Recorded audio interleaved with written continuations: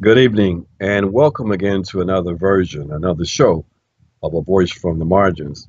I'm your host, Ajamu Baraka, and we have tonight a very important guest, someone I'm really thrilled to have with me, someone who I really wanted quite some time, but she's a very busy woman, a very busy activist, and so we were able to pin her down for a few moments because we are both here in Richmond, Virginia, preparing for the very important conference tomorrow, the United National Anti-War Coalition Conference.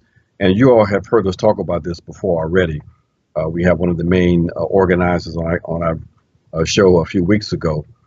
So we had a chance to get Jaribu Hill, this fantastic organizer, human rights defender from Mississippi. She is the executive director of the Mississippi Human Rights Worker Center, and she is also a member of the National Coalition, the National Leadership Coalition of the Black Alliance for Peace, the new formation that we have created here in this country.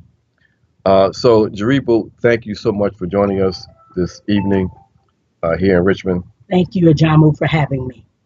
Last time, many of our guests saw you was when we did the quick live feed from Jackson when Antar won the Democratic primary. Exactly.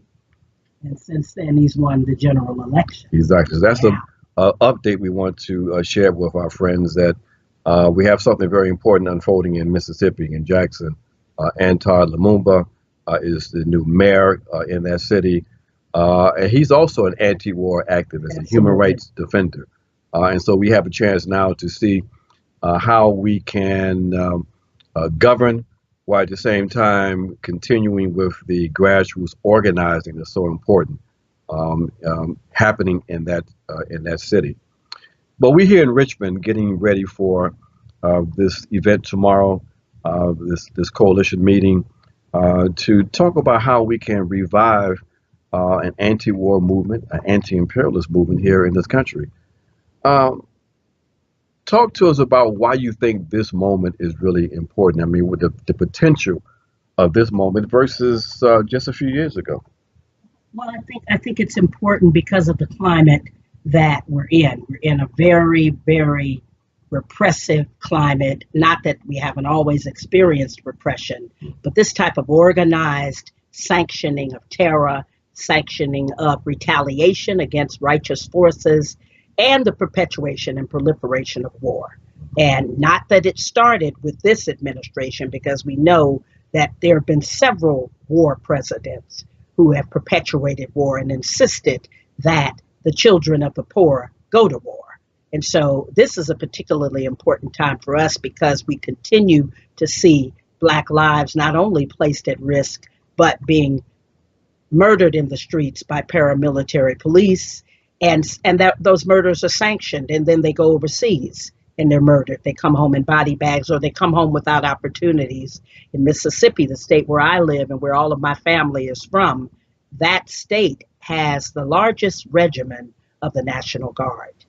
And so the military forms the employment agency for these young people of color and these young people who live in cyclical poverty. Their only option, because they go to Jim Crow schools, they come out and they're not prepared to really take on a 21st century world.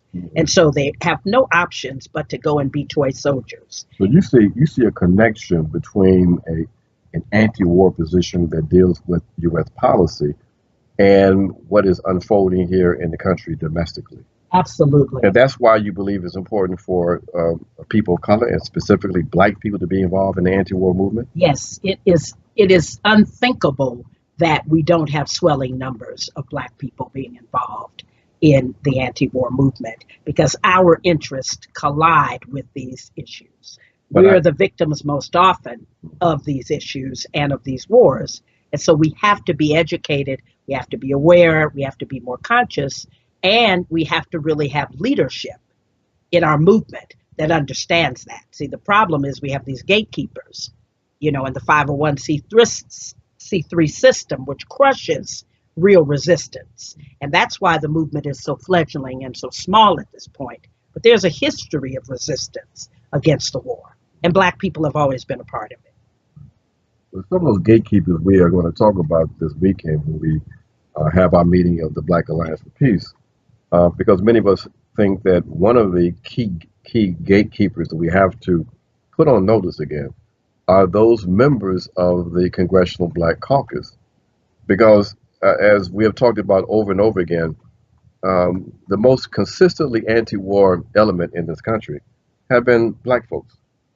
But yet we see that the Black leadership, in particular over the last 8 years, have been able to get a free pass in terms of them shifting into a pro-war and Absolutely. pro-imperialist position without any real opposition. No question. And I remember when Libya was bombed, and I remember when President Gaddafi was murdered without due process, without a trial, murdered right there in his country, accused of things that these despots have always been guilty of, and how much President Obama was praised for taking out Gaddafi, for being one of the main people pushing to destroy this African country and its leader, and how many Black folks rallied around that, especially the Black Caucus, celebrating that action against Gaddafi, celebrating the action as being part of the promise that we're going to do away with these terrorists.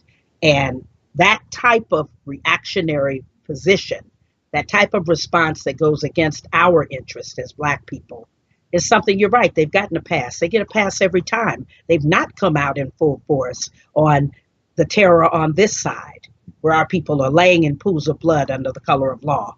You have yet to really see a full force statement even by the Black Caucus, the Congressional Black Caucus, about these killings. Look, I was always wondering why it was that with all of the killings across the country by these various police forces, that there wasn't more of an emphasis put on targeting the Department of Justice. Exactly. Calling for more federal prosecutions. It seemed like the movement gave the Obama administration a pass domestically, and it gave it a pass internationally as Obama expanded drone warfare, as he allowed for the intelligence agencies to get deeply involved in regime change in Syria, as he expanded and did not remove the presence of U.S. troops in Afghanistan, and as he basically allowed the U.S. African Command, AFRICOM, to expand significantly throughout the entire African continent. There was no opposition. How do we explain that? And again, going back to my earlier question, what's the difference between today and just a year ago? Well, I think the difference is that you're right. I think you're right. First of all, I have to acknowledge that what you say in terms of the past that was given, even the past that was given Obama, in terms of the number of deportations, the assault on immigrant people, the assault on our people, and looking away and going and running to other tragedies. And not that I'm a mother. How could I not feel for those mothers in Sandy Hook? But I noticed that the same type of empathy, the same type of concern was not shown for Tamir Rice's parents, right? For Michael Brown's parents, for Rekia Boyd's parents, the same concern. Going to where people actually are at the point of terror, have always been under siege, and no one is looking out. And I also think that the pass was given because of color, because we as organizers have to begin to really return to the focus of race, class, and gender, the intersectionality of it, understanding that Condoleezza Rice might be brown like me, she might even look like me, but she is not me, she's an enemy of our people. And we have to understand the difference. We can't wholesale accept these congressional leaders. There should have been a major action that they called every time a child was murdered. Where were you? Why weren't you in your district calling a press conference and denouncing the killing of our children and our men and our sisters and brothers, our trans women under the color of law? Where are you when our people are being murdered? Where are you? And I think that's a question we have to ask.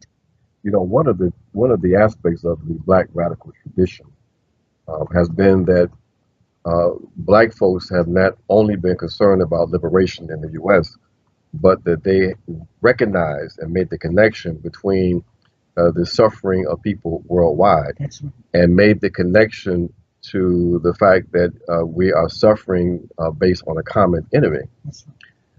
You know, one of the things that we see that characterizes so-called progressive politics today is a sort of what I call a U.S. centrism, where progressives seem to be only concerned about the contradictions within the U.S.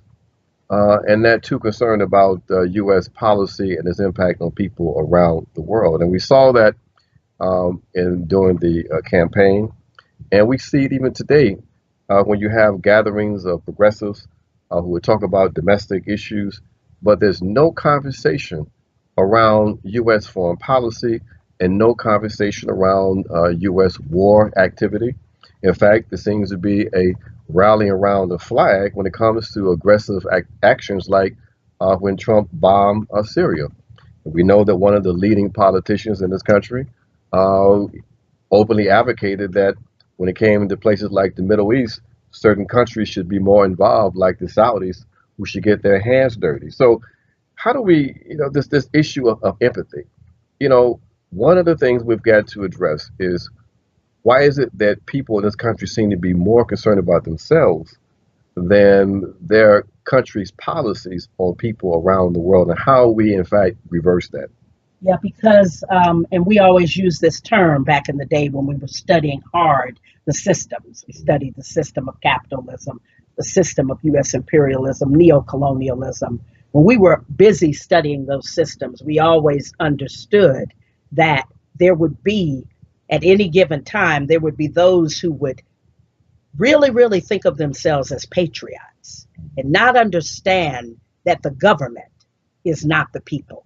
So when you travel abroad and people try to hold you accountable for everything from Michael Jackson getting the plastic surgery to Reagan's economics. When I traveled to London and we were on a panel, they were asking us questions about Ronald Reagan. And I had to educate people to let them know that there's a difference between the people and the government. There has to always be that distinction.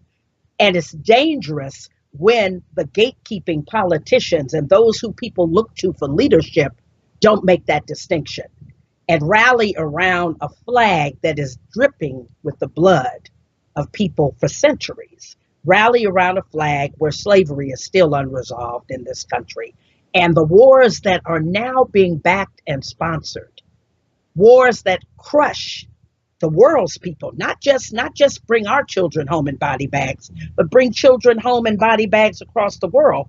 So we don't even have a chance to see how are we going to grow when there is this built-in genocide called war, where people are just really, because of their circumstances, they're going to go and they're going to be the cannon fodder every time. And rich white old men are going to be in charge, and collaborating gatekeepers who look like us are going to be in charge. So we have to mount a movement that is centered around, yes, we have to address race repression, but we also have to address class struggle and class collaboration. When we address class collaboration, then we can get to the root causes of why these sellouts do everything from calling for the deportation of Joanne Chesimar, Asada Shakur, and acting like they didn't know who she was, to sanctioning these wars and acting like puppeteers and puppets for the imperialist wars, and won't denounce because they believe in the system. See, that's what we got to understand. We can't make an assumption about these folks. They believe in the system that oppresses our people. They believe in the system. Yes, they do. But they also engage in that kind of activity because there's no accountability. That's right. Because the progressive movement is so weak and so confused. Yes. Here we have today in this country people who call themselves progressives who would mouth slogans like we believe in Black Lives Matter. But how can you believe that Black lives matter if the lives of Palestinians don't matter? Right. Or if the lives of people in Honduras don't matter? Or the people in Yemen don't matter. Right. So, this notion of you attempting to try to prove that you are down with the cause because you say Black Lives Matter, we categorically reject. We know that you are basically an imperialist stooge who really, you don't recognize the common value of humanity because you are more concerned with advancing your interests, your national interests, or the interests of the 1% as a national interest, as opposed to the collective good of all of humanity. And Now, yeah. before you Okay. respond to Yeah, that, yeah. we want to open this up. As all of you know, you have an opportunity to raise questions with us, with our guests, and so we are going to uh, open that up and take take your questions beginning now. So now you begin to formulate your questions, um, and we'll allow our dear sister to respond. Patricia says, "Prison or military is no choice." That's right. Yeah. Exactly. That's exactly right. And unless we understand how the military and the prison industrial complex work hand in hand to keep our people in slavery and to disproportionately deny us any quality of life that human beings deserve. That's the hand in hand. That's the militarization of the police clamping down in our communities. And that's the militarization of the economics in this country, making it impossible for us to live a quality life if we're standing in black skin and if we're not a part of the privileged elite standing in black skin. We have to remember that number of black folks who, quote, made it is very tiny compared to the swelling underclass of black people. I did wanted to just comment briefly on the Black Lives Matter piece because I was heartened when I understood that at least a sector of the Black Lives Matter movement had started to address the issue of Palestinian solidarity. So I would say that some of those young people are crystal clear about the connections, but I would also say that we have to be careful not to allow anybody, especially our enemies, to buffoonerize, commercialize our and stereotype our movement. I remember when Nixon came out with the red, black, and green basketball, and he threw his fist in there and said, "Right on." And that was a slogan started by the Black Panthers, just like Black Power. And these are our slogans that express the will of our people toward Black liberation. So we have to be careful about co-optation. There's been some of that. There was some of that in terms of the mothers of the slain children, where they were co-opted to introduce Hillary Clinton at one of her rallies. I think we have to be very, very careful when they dangle these carrots in front of us. We're not used to power. We're certainly not used to wealth, but we can't become goo goo gaga eyed over these trinkets that they give us, because historically those trinkets have led to our enslavement. When people betrayed us that look like us, even tracing it back to the auction block enterprise, it was the trinkets that they dangled in front of us and making you think you were special when all of your people were not special, but you somehow were special. I myself and others have to guard against that when people come to you and say, "Oh, you're so articulate, you speak so well." In other words, underneath that, they're saying, "You speak so well, better than most of your people." Well, it's a no-brainer. First of all, I'm a preacher's daughter. How would I not be able to talk? And I'm college educated.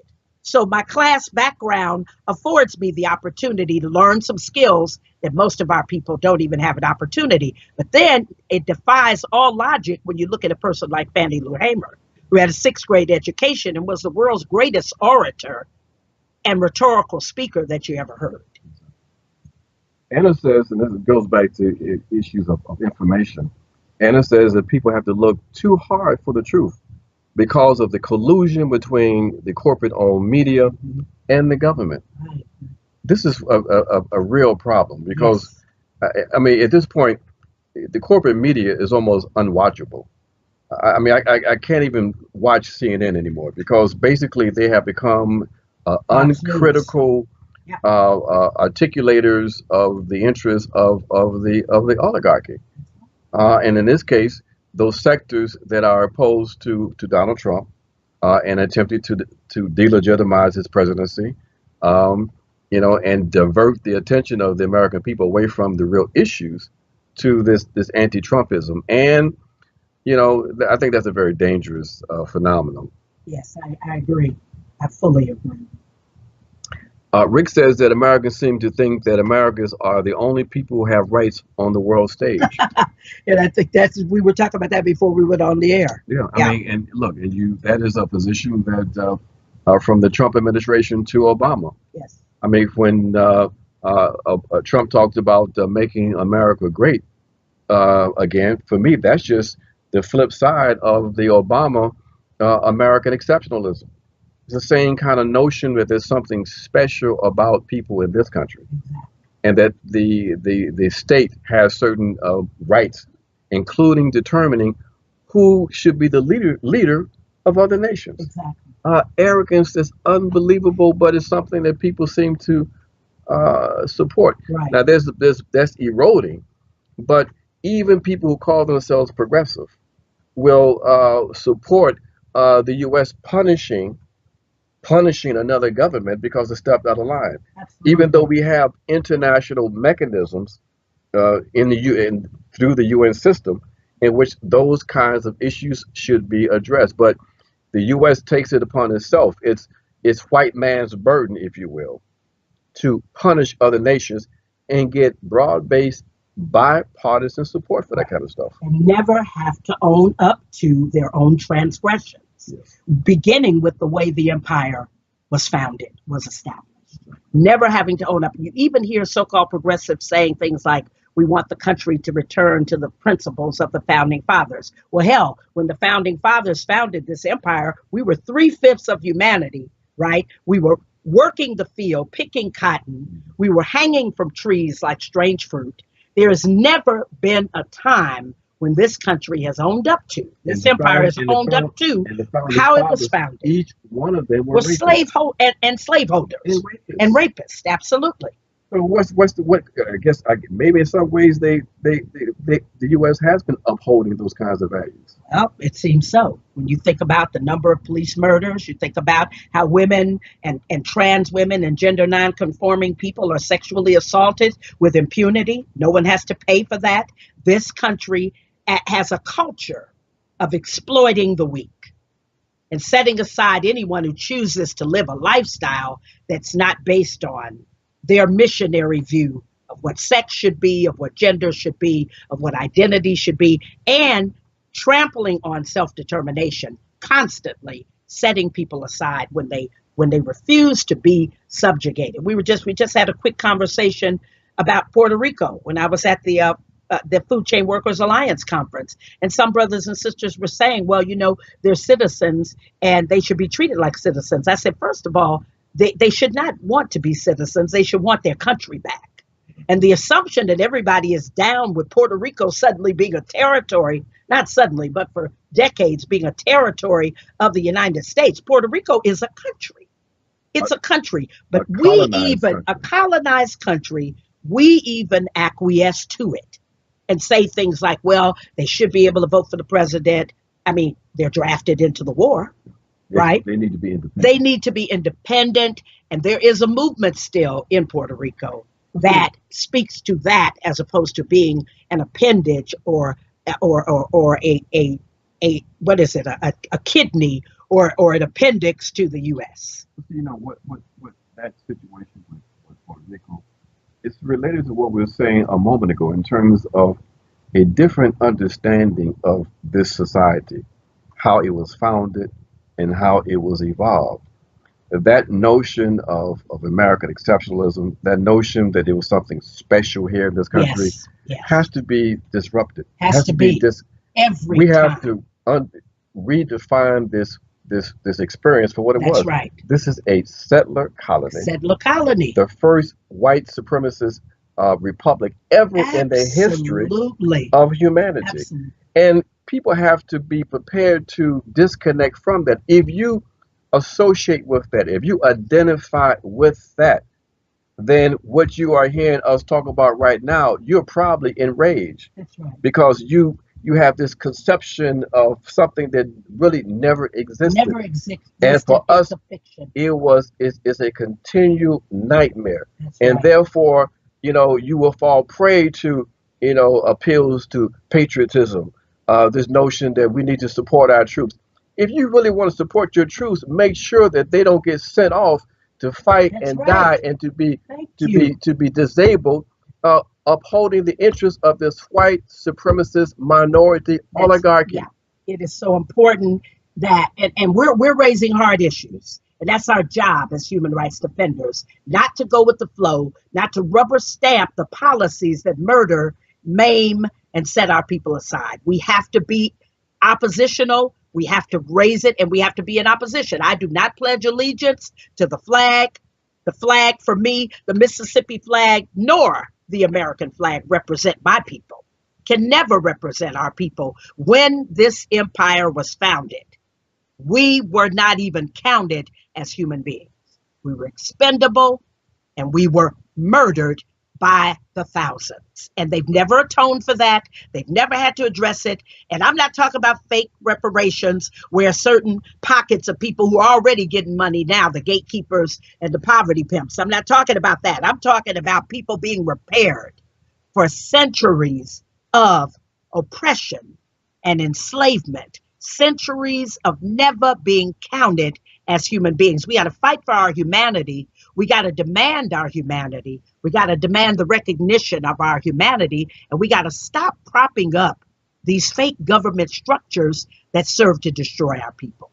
How do we explain the popularity of, say, Bernie Sanders, who is the most popular politician in the U.S., but yet who appears not to be too concerned about U.S.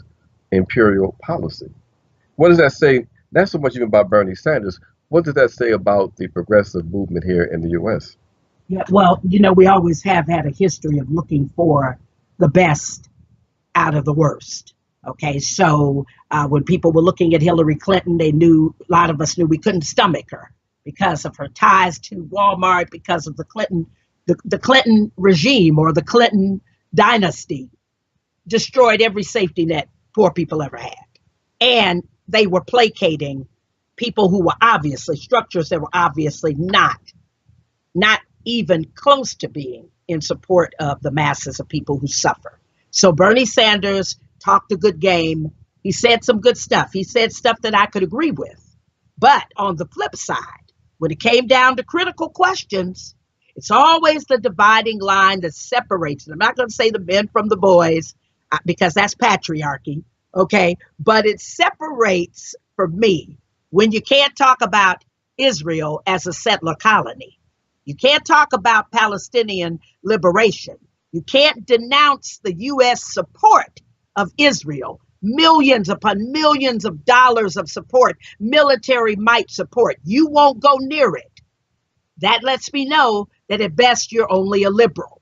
And someone once said to me, liberal whitey is very white too. It's just true. So liberalism is deadly in its original form and in its neo form. Liberalism causes us to accept the lesser of two evils. Why don't we have a conversation going in the left about a Labor Party? A real conversation, not just among a few marginalized progressive unions. But why are we not talking about the fact that we have two bourgeois parties led primarily by white men, except for the fluke, the accident that happened when Barack Obama was elected, and they'll make sure that that never happens again. And quiet as kept, he was not scary. He was a part of the system. He believed in the system. But the thing is, because he was black, that was enough for him to be hated. And that's what we got to understand. That hatred has never left. That planning and that type of conspiracy that goes on every day. And people say, oh, you're just paranoid. No, if you're not paranoid, then, you're really foolish. You're laboring under some misconceptions that might get you killed. Dangerous times. And these are some of the issues that we're going to be grappling with this weekend, because now is the time to, in fact, deal with these kinds of issues of war and peace and imperialism. Now is the time, we believe, to build a new anti-war movement here in this country. And no other formation is better positioned to, in fact, do that than the United National Anti-War Coalition. So, Jaribu, thank you so much. for being with us this evening. Thank you. The time, as always, flies Too by, short, yeah. and we're going to have to bring you back. How do people get in contact with you? Well, they can go on Facebook. I'm there, and they also can email me at Jaribu, Jaribu .hill@gmail.com. Jaribu .hill @gmail.com. And we do have Worker Center Facebook pages, and I also have my own personal Facebook page as well. And you can friend me. And I'm now on Twitter. So that, who knows what that's going to end up being. That's dangerous. That's progress, I guess. And folks, thank you so much for joining us again. Of course, you can always follow me. I'm tweeting now, but also you can go to the Black Alliance for Peace to get more information on what we're trying to build in terms of a Black anti-war movement, and follow what's going to unfold this weekend here in Richmond, Virginia. There's going to be sessions that will be live streamed. Follow what's happening. Get involved. Now is the time for us to recapture the spirit of resistance and to rebuild a real people's movement. And at the center of that has to be an anti-war and an anti-imperialist position. Thank you, my friends. Join me once again next week where we come back again with another voice from the margin.